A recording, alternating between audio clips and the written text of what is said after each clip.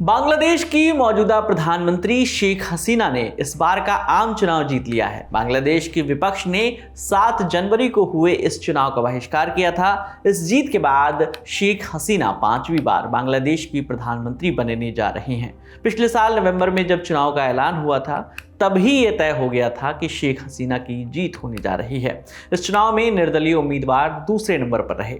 चुनाव परिणामों की अगर बात करें तो अब तक 300 में से 298 सीटों के परिणाम जारी हो चुके हैं। शेख हसीना की पार्टी आवामी लीग को अब तक 224 सीटों पर जीत हासिल हुई है। वहीं इंडिपेंडेंट जो कैंडिडेट थे वो 62 ऐसे कैंडिडेट वो जीत चुके हैं, जबकि जातीय पार्टी को 4 सीटें मिली है। वहीं एक अन्य उम्मीदवार को भी जीत हासिल हुई है। मीडिया रिपोर्ट्स बताती है कि जिन भी स्वतंत्र उम्मीदवारों को जीत मिली है उन्हें आवामी लीग ने टिकट नहीं दिए थे, लेकिन पार्टी ने उनसे एक बनावटी विपक्षी उम्मीदवार के तौर पर खड़े होने के लिए कहा था।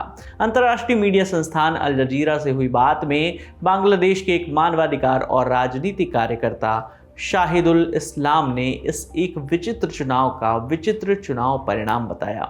उन्होंने कहा कि अब बनावटी चुनाव के बनावटी उम्मीदवार एक बनावटी संसद में बैठेंगे।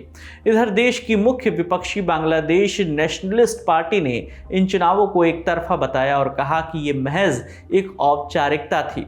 पार्टी चाहती थी कि ये चुनाव एक स्वतंत्र संस्था कराए, ना कि शेख हसीना की सरकार के तहत चल रहा प्रशासन। वहीं देश के चुनाव आयोग ने बताया कि इन चुनावों में 40% मत पड़े। कई विशेषज्ञों ने इन आंकड़ों पर भी भरोसा जताने से इनकार कर दिया। उनका कहना है कि मतदान के आंकड़े को बढ़ा चढ़ाकर पेश किया गया है। इधर आवामी लीग के नेताओं ने इन चुनाव परिणामों को लोकतंत्र की जीत बताया है। उनका कहना है कि बांग्लादेश नेशनलिस्ट पार्टी इन चुनावों को विफल करना चाहती थी, लेकिन देश की जनता ने पार्टी को करारा जवाब दिया है।